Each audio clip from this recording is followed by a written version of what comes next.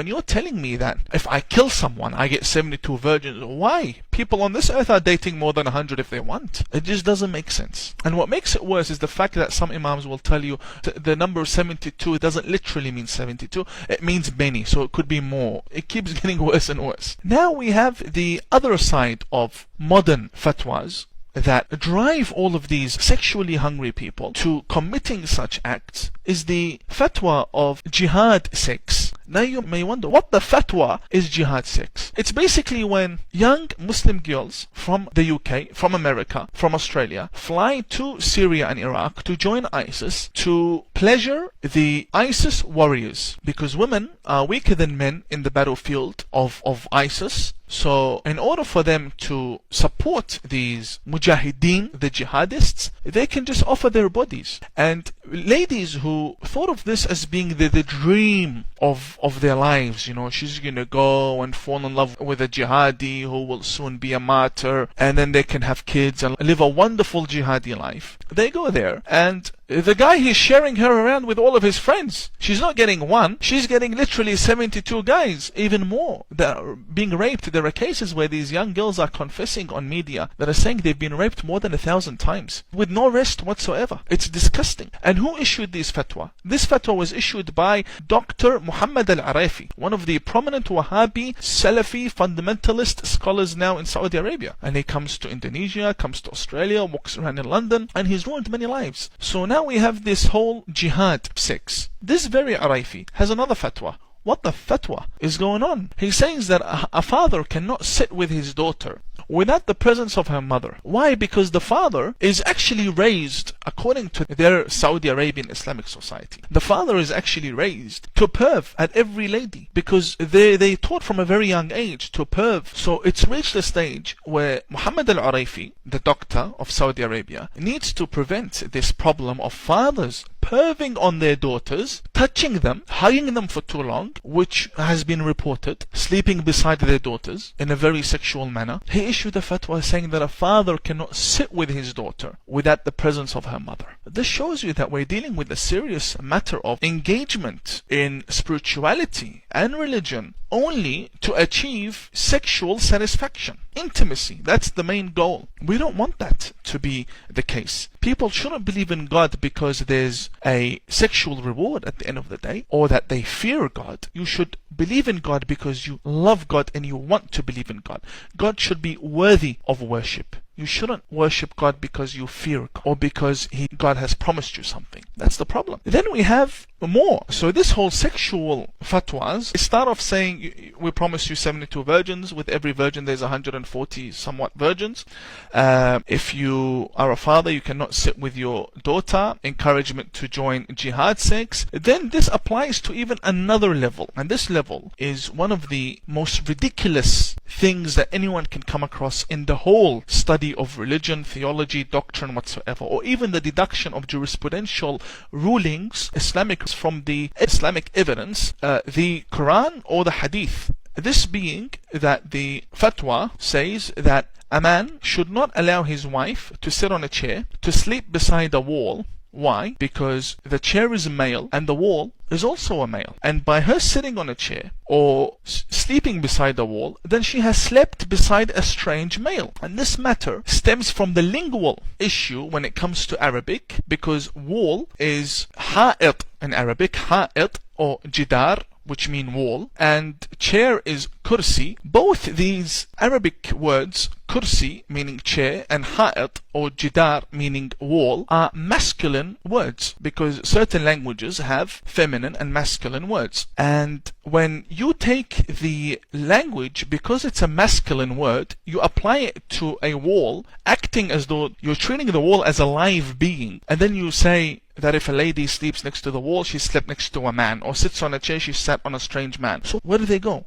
Where do they sit? It doesn't make sense. And it only gets better because they've gone to the extent to prohibit women eating bananas, eating carrots, eating cucumbers without chopping them. So as a woman, you cannot peel a banana and eat it. You can't chew on a carrot. You have to chop it up and then eat it. Why? Because of the sick-mindedness of the Muslim society in Saudi Arabia, or in any Islamic government that these Muslim nation follow their muftis in. So if you have a Muslim living in Australia or living in America, and they follow the jurisprudential rulings of the mufti of Saudi Arabia, this would apply to them in Australia. This Sharia law would apply to them in America, that you cannot eat banana as a female without chopping it up. Otherwise it looks sexual. Now we're moving on to another issue, because when I speak about these matters, they say, well, Imam Tawhidi, we know this is the Sunni Wahhabi version of fatwas in Islam. Tell us about your faith, my faith. Tell us about the Shia fatwas. Pretty sure the Shias have fatwas that would be very interesting for the public to know of. I want to show you a fatwa issued by Imam Khomeini. Imam Khomeini is not a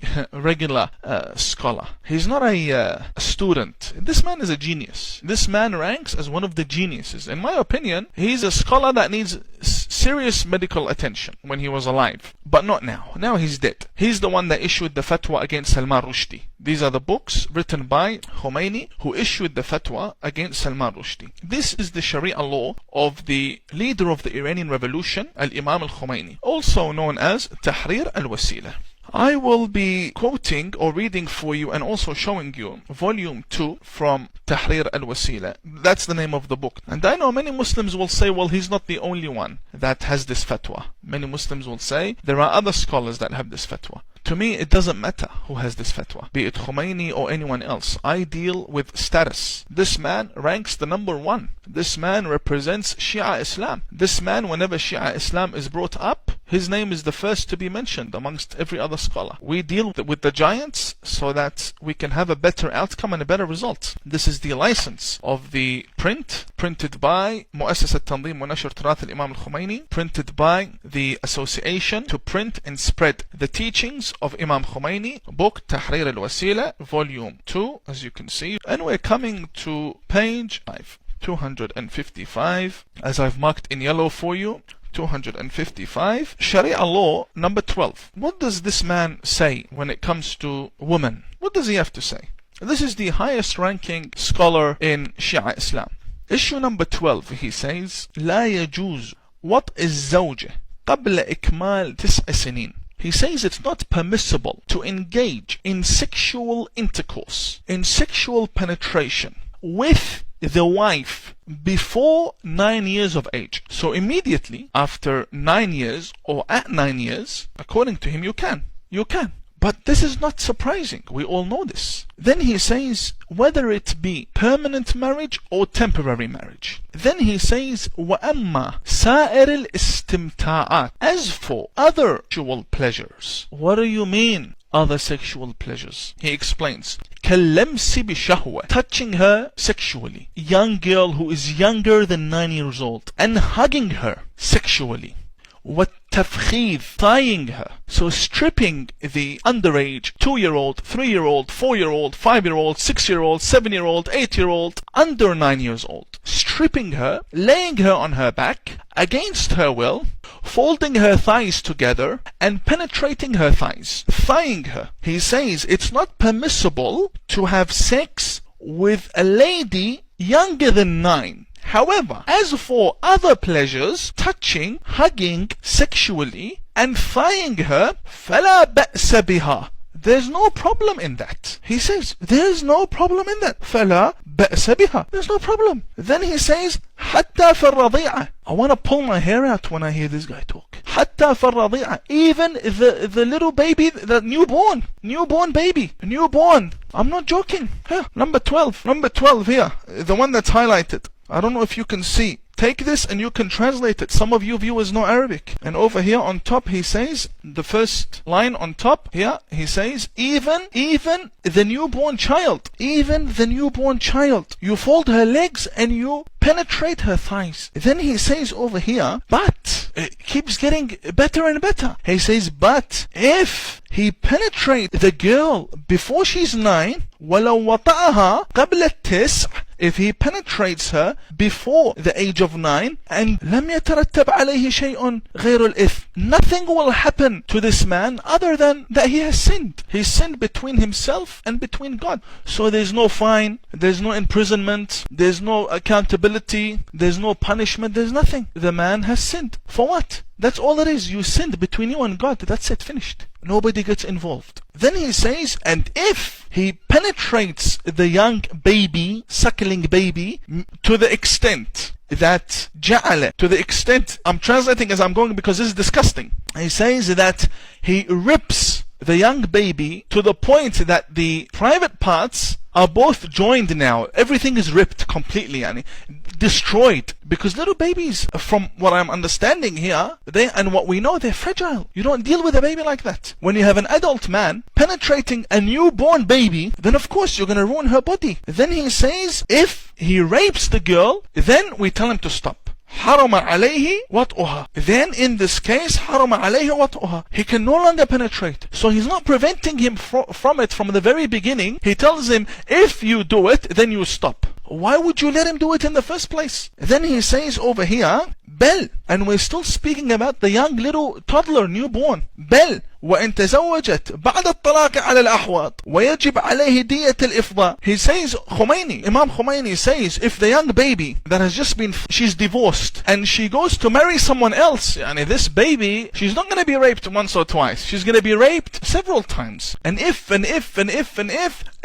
she gets married, the little baby girl, after the divorce from the first rapist, he needs to give her, the little girl, the penance, the fine of making her bleed when ripping her body in half, basically, when taking her virginity away. And this whole thing is talking about baby. We're not speaking about an adult lady. This is all about little girls. Little girls. And someone will, from his followers will say, yeah, all the scholars believe in this. Then that's your problem. You don't justify this by telling me there are 100 scholars that say this, not only him. I'm dealing with the big giant over here. Of course, if the giant says it, everybody else is going to say it. This is not something, I read it for you again. He says, it's not permissible to have sexual intercourse with a lady before 9, but you can hug her, touch her, thigh her, sexually touch her and thigh her. There's no problem in that. Even with the newborn breastfeeding the suckling child, no problem. And if you do penetrate the girl, the little newborn girl, nothing is wrong with that. You just get a sin. You have sinned. Repent. But if you have damaged her body, then you should stop. And if she gets married to someone else after you, a little baby gets married to someone else after you, then you need to give her the fine. And where's the dad of this girl? Married off. The little baby is being married off to these men, barbaric men. Tahrir al-wasila. We're not making this stuff up. You can't make this up. This is published and taught. Published by the government of Iran. There's their logo. This is the body that publishes the teachings of Khomeini, one of the greatest Shia scholars. Who are we kidding? Who are we kidding? This happens. And this has happened. This has happened. We don't want to get into the details. We do not want to get into the details. But if people want to bring up the details, we'll bring the details. We will bring the details. Because it's very graphic and very disgusting. But this happens. It happens because giants like this allow it to happen. Another Shia, so-called Shia scholar, Makarim al-Shirazi. A quick Google search about the Grand Ayatollah, Makarim al-Shirazi. This Makarim al-Shirazi, I'll speak about him in my book, not now. There's a history between me and Makarim. And there's a reason why I left his office. And if people want to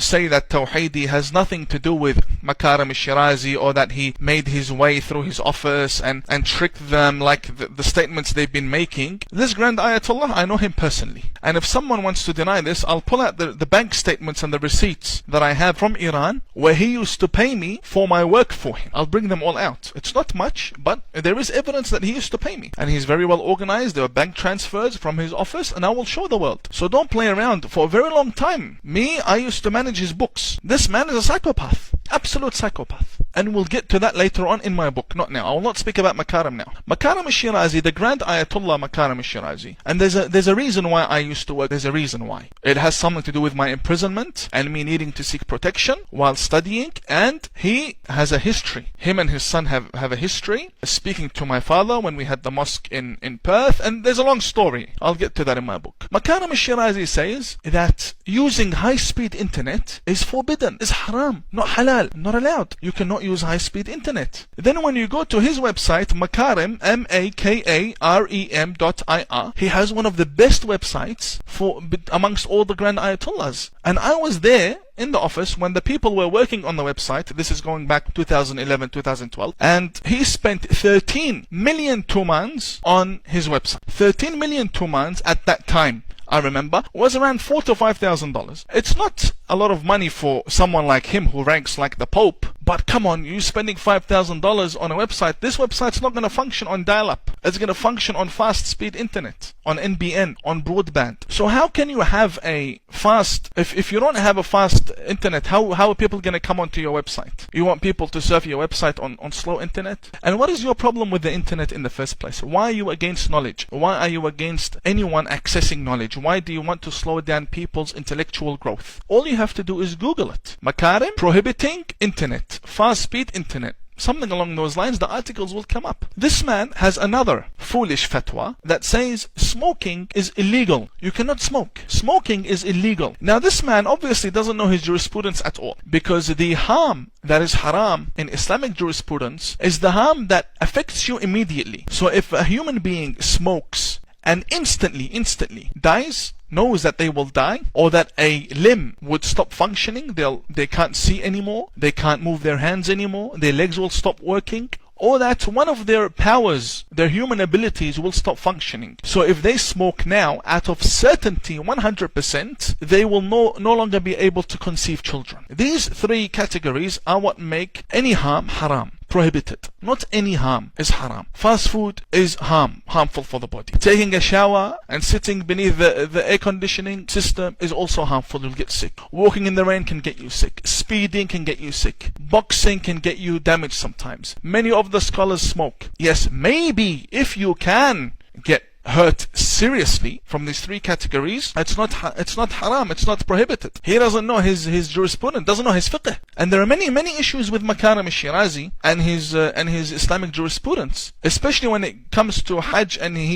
the religion says you need to throw the stones, Rami al-Jamarat in Hajj. He says ilqi. You can throw it in the pit. He doesn't know the difference between ilqi and irmi, and he's been refuted by many people like Sheikh Ali al-Qazwini, the son of the representative of Sayyid Mahmoud al-Shahrudi, and so on. These are internal issues that these people. But my point is, the leader of the Islamic Revolution now, Khamenei, the current leader, he smokes. He smokes like a maniac. Literally smokes like a maniac. One after the other.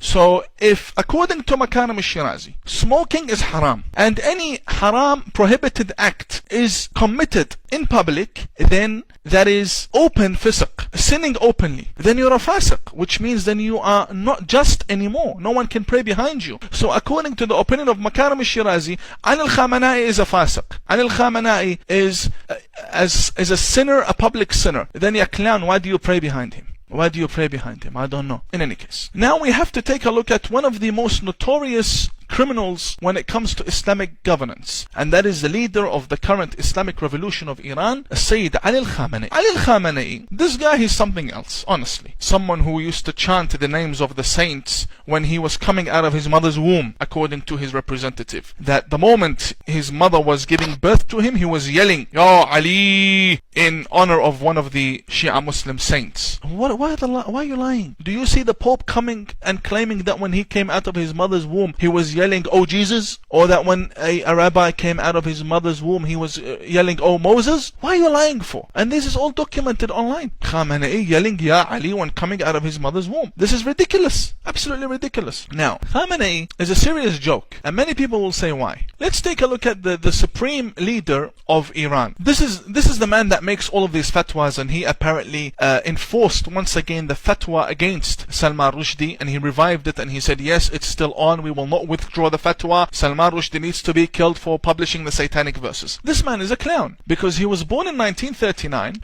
which makes him 77 years old. He was elected supreme leader of the Iranian Revolution after the death of Khomeini. He was elected in 1989, which makes him 49 years old. From 1989 until now, 28 years, he hasn't studied. Because you cannot study if you're a grand Ayatollah. Who do you study under exactly? Who is going to teach the supreme leader of Iran? He's the boss. He's the one that teaches everyone. And you don't get elected to the position of supreme leader unless you're an Ayatollah. This is according to the committee of Majlis al-Khubragan that elects Maraja' Taqleed. You can only be elected if you are an Ayatollah. But Khamenei wasn't an Ayatollah. And neither did he study after that. So for 28 years, right now, going back 28 years, he never studied. Where did he study? Who did he study under? Nobody. So 28 years, and during the time of Khomeini, he was also not studying. Because the revolution happened in 1979. Khamenei became supreme leader in 1989. So in 1979, the revolution began. Khamenei was at war from 1989 to 1979. That's 9 years. The war with Saddam Hussein against Khomeini was for 9 years. 8-9 years. Give or take a few years back, forward, coming back and forth. Point is, he was in the battlefield for 8 years, at least 8 years, if not 9. So, up until the age of 40, the man was busy with other things. We're going to get to them. But from 40 up until 77 years of age, so from 40 to 77, he didn't study. He didn't study because the Iranian Revolution began in 1979. And he went to war for 8 years. Then Khomeini died. In 1989, he became the supreme leader at 49. From that time until now, he's 77. Khamenei didn't study under anyone. There's no record of that. So he was 40 when all of this began. But we will take from the 40 another 5 years, because before the 1979 revolution, we had Khomeini being exiled, and he himself was imprisoned. This is from his very website. I'm reading now that Khamenei, the supreme leader, is a fraud. It says in his website, now he was detained in Tehran's notorious police Sawak joint prison for many months. This had been his most trying imprisonment. And Khamenei has this to say about the barbarous treatment of the detainees. Then he says, 1975 he was freed, again sentenced 1976, again 1978. Then at the end it says, thus after nearly 15 years of bearing all sorts of torture at the hands of the agents of the Shah's bloodthirsty regime. So for 15 years, according to his own website, the man was busy before the revolution. For 15 years he was working as an activist against the revolution. But we will leave the 15 years. We'll take only the last 5 years from the 40 remaining years. We only have 40 remaining years now to see if he studied or not.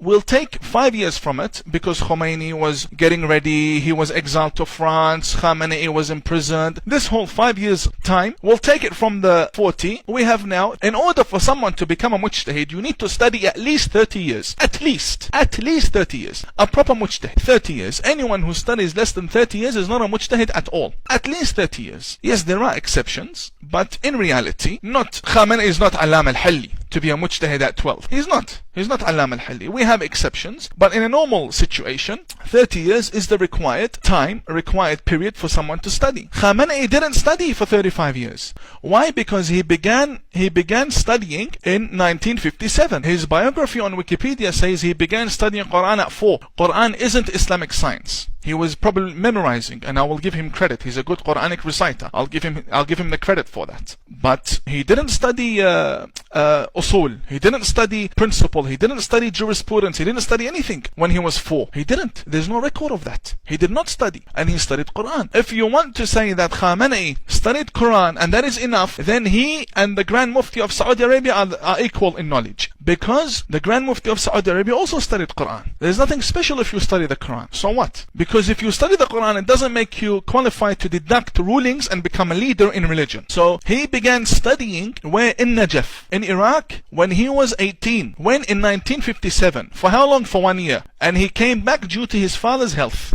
Then in 1958, he began studying in Iran under the Grand Ayatollah Borujerdi and Khomeini. Khomeini has said all talk, chat, politics. Ama Borujerdi Burujardi, you're kidding me. You have to be kidding me. You have to be kidding me. Burujardi doesn't teach basics. Burujardi teaches Ba'ath Kharij. Grand Ayatollah Burujardi, who used to have conversations with Einstein, teaches Khamenei, who hasn't studied anything. What will Khamenei understand from Burujardi's lessons to begin with? Nothing. Zero. Atrash bizzaf. Nothing. Burujardi is deep science, deep principle, deep knowledge. Khamenei, coming from Quranic classes, sits under Burujardi, skips all of the basics. For what? It doesn't make sense. So, if he started at 18, out of the 35, that means we have 17 years. What about his trip to Russia? What about his imprisonment in the time of the Shah again? And his trip to Russia, and his high school studies, and how many hours did he study from these 17 years? And then his marriage, and his trips, and his time in presidency. What are you going to get from a 10-year time studying when you're a busy person? When did you study, Ya Khamenei? When did you become mujtahid? How do you become mujtahid in 10 years? Even if we said you studied full time, you still won't become a grand Ayatollah in 10 years. No, and he wants to be the greatest grand Ayatollah and the supreme leader for the Milky Way in broken 10 years. Not gonna happen. Not gonna happen. And then he says, no, and all of this, and he wants to come head to head with the grand Ayatollah Sistani. And he wants to come head to head with the grand Ayatollah Wahid al-Khurasani. Not gonna work. No one's gonna take you seriously. Yes, because of your power, they will take you seriously. But you're a fraud. All of the Islamic leaders are frauds. They didn't study anything. And it says here in his biography, Khamenei is considered very sensitive to criticism. Public criticism of Khamenei has been described as a virtual guarantee to a prison sentence. Of course, because he knows himself very well. Khamenei knows himself very well. He hasn't studied anything. So in Iran, you can, as an atheist, you can publish a book denying the existence of Allah, and nothing will happen to you under Islamic government. You, as a Sunni Muslim, you can publish a book denying the virtues of Fatima Zahra, the daughter of Prophet Muhammad. Nothing will happen to you. But if you criticize Khamenei and you say, I don't like his beard, you get to go to prison. It doesn't make sense. This is injustice. And he's a fraud. Very clear. The facts say, not me. This is the fact. This is his biography. The fact. At least the ABC, thank you very much, at least the ABC confirmed that Imam Tawhidi was overseas studying for 9 years. At least for 9 years, Imam Tawhidi, confirmed by the ABC, he was studying, but not under Jama'at al-Mustafa. And the response is coming on the way. The response is coming on the way to prove their lies. But for now, I say Hassan Nasrallah is 10 times more knowledgeable than Khamenei. Another Watta fatwa.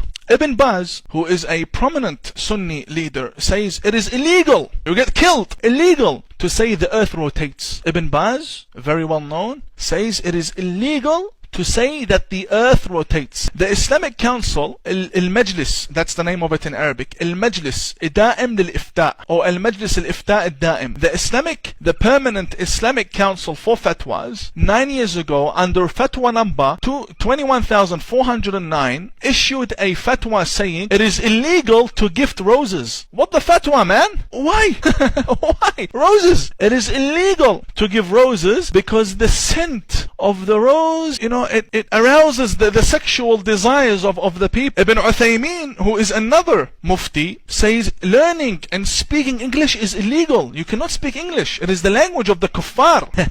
English is illegal. Roses are illegal. The earth rotates is illegal. You publish a book, you get killed. You criticize the leader, you get killed. If you want to sit with your daughter, you need a mentor. You need a mediator. You need your wife. Then there's a new fatwa that says if you wear a hat, and this is a man, elderly man, white beard, prominent Grand Mufti, comes out and his lecture is on YouTube. They ask him, is it permissible for someone to wear a hat? Like this is my fake sheikh hat. Is it permissible for someone to wear a hat? He says it is illegal to wear a hat. I'm not joking. If you comment for me in the section below, I'll get you the link. I'll get you the link and you can go and laugh at them. It's in Arabic, but you might find the English subtitle for it. Illegal to wear a hat. Illegal for a female to drive. Funny fatwas, man. I don't know where you guys pull these fatwas from. On top of all of this sexual hunger that we see in the Islamic books of law, we have these ridiculous statements. Mickey Mouse and Tom and Jerry and everyone gets killed apparently. In any case, may God bless you all. It has been a wonderful time addressing you. I really hope you had a laugh from all of this, because I honestly spend lots of time laughing when I prepare for this. Thank you very much for assisting me in reaching 40,000 likes. I appreciate it, and wait for my next announcement